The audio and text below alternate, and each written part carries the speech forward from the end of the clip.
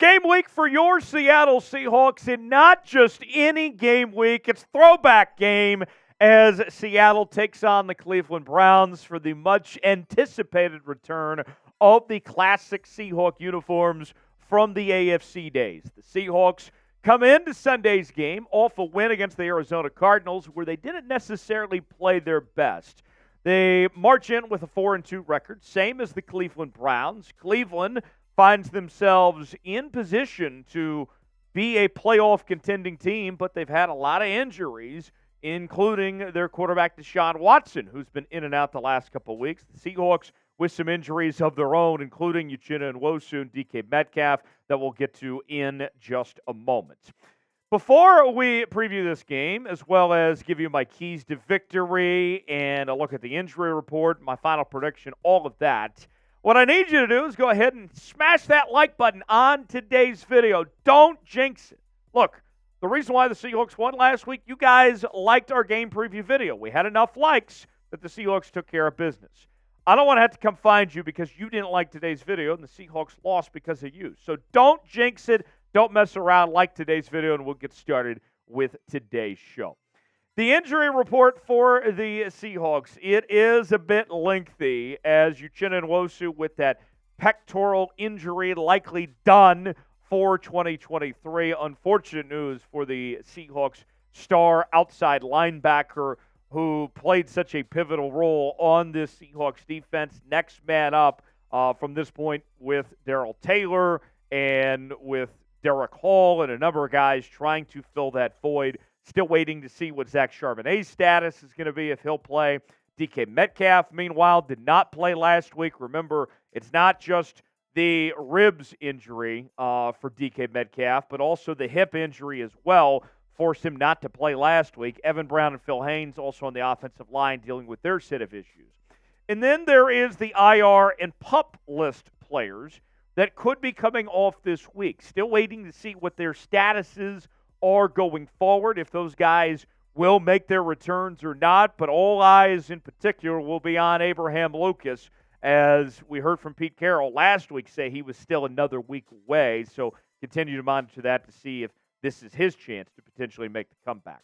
The Browns injury report. We mentioned Deshaun Watson made his return last week, then got knocked out again with the shoulder injury. That means he is questionable. And Jerome Ford, who's been their leading rusher, who's done a good job since the injury to Nick Chubb that forced him to miss the rest of the season, that gruesome injury he had against the Steelers, he's questionable with an ankle injury. So a couple notable ones there for the Browns. I'll say this for the Seahawks, I really want to see DK come back. That's in particular what I'm watching for is DK's status. He was limited in practice Friday. If they can get him on the field Wednesday in a full capacity, then that'd be a huge step in the right direction. Also, with Deshaun possibly not playing, I'll tell you this right now. Don't underestimate the Browns just because they could be playing a backup quarterback here. We've seen the Browns still win football games this year, even when they were playing P.J. Walker or DTR. Those guys still have been able to put dubs together. So it's not just a given if Deshaun doesn't play that the Seahawks win this football game with ease. My prediction coming up later on in the show, but first, want to hear from you guys. How will this game turn out? Chime in the comments section. Give me your official prediction. Who wins? What's the final score? Let me know. Let's start with Geno Smith and our keys to victory for the Seahawks. Will the real Geno Smith please stand up? I'm begging.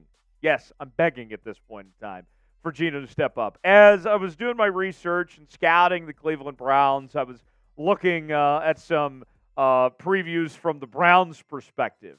And one of the things that they brought up was, hey, Geno Smith is not playing as well as he did last year, but he's playing good enough. And if I'm looking at this from the Seahawks' vantage point, I'm saying to myself here, I don't want just good enough. If you're going to take on this Browns defense, who's arguably the toughest defense in the National Football League, the biggest challenge that Geno will face maybe all season long, I don't need good enough. I need perfection. I need Geno to be playing at his very best this week. Because here's the challenge ahead for Geno in this offense when it comes to the passing game. The Browns are the very best in the National Football League when it comes to opponent completion percentage, limiting opposing quarterbacks to just a near 54% completion percentage. They're allowing just 5.7 yards per pass attempt. That's fifth in the league. Passes per game. Teams are afraid to throw the football against Cleveland. Just 26 pass attempts. Opponent passing yards. They're holding teams to 150 yards a game, which is unheard of in today's National Football League. And then talk about delivering the boom and the pressure. Yeah, Myles Garrett, when he's not swinging helmets at Mason Rudolph, he's still a pretty dang good pass rusher. He and the other guys there with this Cleveland team are as effective as any team. 10% sack rate, highest in the National Football League. The numbers for Geno Smith so far this year, that whole good but not great, we've seen completion percentage is pretty high, near 69%. Nice. With 1,400 yards passing. But that touchdown to interception ratio, not so great. 7 touchdowns, 4 picks. We need to see Geno Smith at his very best this week to get a win here against Cleveland. More to come here on Seahawks Today, but first, I want to tell you about today's sponsor, Prize Picks. Prize Picks, one of our newest partners here at Chat Sports, is daily fantasy made easy. Here's how it works. You pick 2 or more players, and any given prop, you get the choice of more or less. I got to take a moment to brag on myself here for a bit, folks, because I told you here on the program last week that I had my eyes on Baker Mayfield and Kirk Cousins to hit the more number on their projected totals of 221.5 passing yards for Baker and 232.5 passing yards for Kirk Cousins. If you played along with me, we made money this past week, folks. If you put $20 down, you turn that into $60 on Prize Picks. And you can do the same this week as well. So if you didn't get those picks in this past week, don't worry. You got plenty of more opportunities, whether it's in the NFL. I know the NBA is about to start. Got the MLB playoffs going on. They got plenty of different picks that you could be making. Simple. Just choose more or less with 2 or more players at Prize Picks. PrizePicks.com/CLNS. Promo code CLNS. They'll give you a $100 deposit match. Check them out. Tell them that Tyler Jones Chat Sports sent you. The link is in the comments and the description of today's video. PrizePicks.com/CLNS. Next up on Keys to Victory for the Seahawks, more Bobo and JSN. I got to tell you, I was so stoked to see what both of these guys did last week, stepping up to the plate with no DK Metcalf. And with DK's status still remaining uncertain, we don't know if he's going to be able to give it a go or not. The Seahawks offense will need to continue to get both Bobo and JSN involved heavily in the passing game. In fact, even if DK Metcalf plays, I still want these guys to have a significant role in this offense. You look at what Jake Bobo's done so far this year. 8 catches, 112 yards, 14 yards of reception with 2 touchdowns. About half of that was last week in the win against Arizona with the incredible catch that he had there in the end zone that initially was ruled incomplete and replay overturned. Maybe it was the play of the year. And then JSN got off to a slow start to 2023, but has really started to come into his own. 20 catches, 173 yards, 8.7 yards of reception, 1 touchdown. Both of these guys I want to see continue to have their roles increased in this offense going forward. Even with DK being back in the picture, we talk about an effective passing game and needing the most you can out of these guys. Watch out for both these players to step up to the fold. So, here's what I want to do. If you want more Bobo, spam more Bobo in the comments section. The movement for Jake Bobo has been real. But we love JSN around here, too. We got appreciation for both the Seahawks rookie receivers. If you want more JSN, spam more JSN in the comments section. Do both as far as I'm concerned. More Bobo, more JSN, more for everybody on today's show. Third on Keys to Victory, effective pass rush. The Seahawks without Uchenna Nwosu. Where does this team go from here of keeping the business moving when it comes to the pass rush? The Seahawks were struggling to begin 2023 with being effective at getting after the quarterback. But we've seen the last few weeks the Seahawks pass rush has really come alive, and the next step for this team is going to be needing to keep that momentum up. Here's the numbers, folks. In the last 3 games, the Seahawks have had a grand total of 18 sacks, which is just incredible. 11 against the Giants, 3 against Cincinnati, 4 against Arizona. Do not let up. Do not slow down. After that horrible start of the year for the pass rush and where they're at now, they're second in the league when it comes to sacks per game. That's how much better they've improved. And with not having Uchenna Nwosu part of the equation, all eyes are going to be on Boye Mafe, who is leading this team in sacks right now and has gone 4 straight games with the sack. 4 so far this season. Boye has looked really good.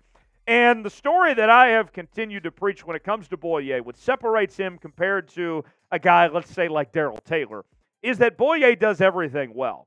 Well, we're focusing on the pass rush here and getting after Deshaun Watson or whoever is playing quarterback, whether it's P.J. Walker or DTR. The Seahawks will need to be effective in that pass rush. But for Boye Mafe, that's not his only strength. We've seen, you look at those grades according to PFF, he's very effective when it comes to run defense, when it comes to pass coverage as well. Boye Mafe can do it all. Watch out for Boye. With no Uchenna, Boye is going to need to have a big day once again for the Seattle Seahawks team. I mentioned Boye Mafe as a guy that I'm watching for that needs to step up. What about for you? Get in that comment section. Name me a player that you would like to see have a big day for this Seattle Seahawks team. Chime in, drop it in the comment section, let us know. Number 4 on our keys to victory for the Seahawks is winning the turnover battle. I get hungry seeing that apple turnover there on screen. I remember those apple pies at a McDonald's growing up. Man, those things were dog good. The Seahawks were -3 in turnover margin last week against the Arizona Cardinals. And they still managed to win that game and win by double digits, right? Now, you may be saying to yourself, is turnover margin that important if you were -3 and you still won by double digits in that game against Arizona? And I would say, well, you were playing Arizona. Do not get used to performances like that where you can just give the ball away like you're giving everybody an apple turnover here and then expect to win. I mean, think about this. The Browns quarterbacks, this is when we talk about trying to find an area of weakness to expose here as far as winning that turnover battle goes. Through the first 6 games this season, the Browns quarterbacks have combined for a total of 10 turnovers between the 3 quarterbacks they've played this year.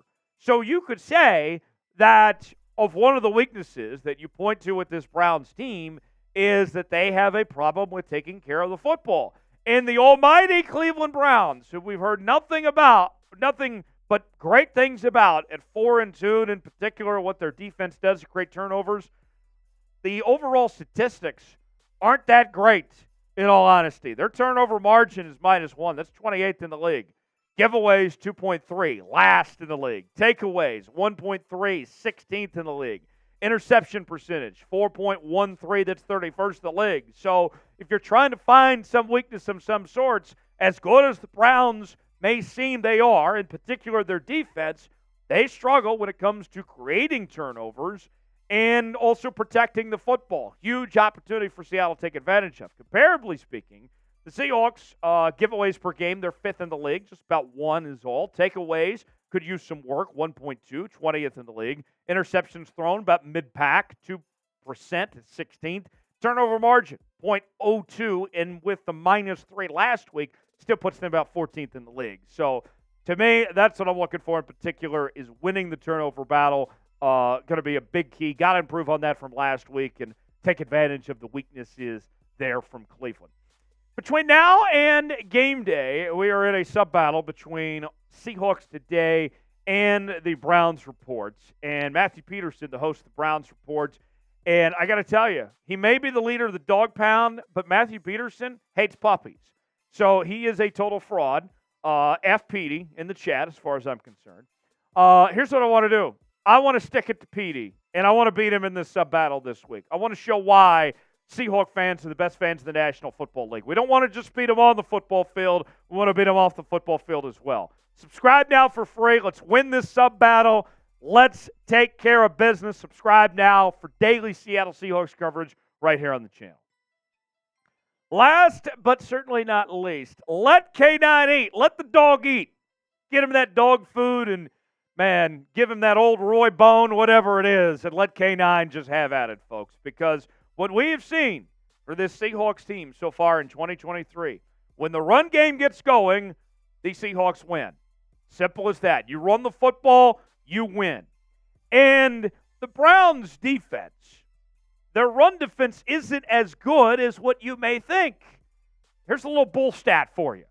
The Browns so far in the last 3 games, who some people think is the best defense in the NFL, you know what they've done the last 3 games? They've had 3 straight games where they've given up over 100 yards rushing. You talk about attacking a weakness of sorts. 168 against Indy, 108 against San Fran, 131 against Baltimore. Go after the run game. Run the damn ball. Big part of it, obviously, is going to have to be the offensive line doing their part, maintaining Myles Garrett and those guys. But the Seahawks need to establish the run and continue with it. I know that Zach Charbonnet is questionable, but don't worry about it. Let K9 do his thing. K9 looks pretty good so far to begin 2023. 4 yards a carry, 6 touchdowns, 450 yards, and 109 carries. Look out, Kenneth Walker, to do his thing this weekend. So before I give my prediction, here is another chance. I want you to get that comment section. Tell me who you think is going to win on Sunday and what the final score will be. Chime in and tell us what you think in the comment section below. To recap, our keys to victory for a Seahawks win. The real Geno Smith, please stand up. More Bobo and JSN. Effective in the pass rush. Need a big day from this entire pass rush, in particular Boye Mafe with no Uchenna Nwosu around. Win the turnover battle. Let K9 do his thing. If the Seahawks do that, I feel pretty confident that this will not be a disappointing throwback weekend for the Seahawks. I'm picking a Seahawks win. Give me Seattle 23-20. Just barely get that cover. Hey, good teams win, great teams cover, as they say.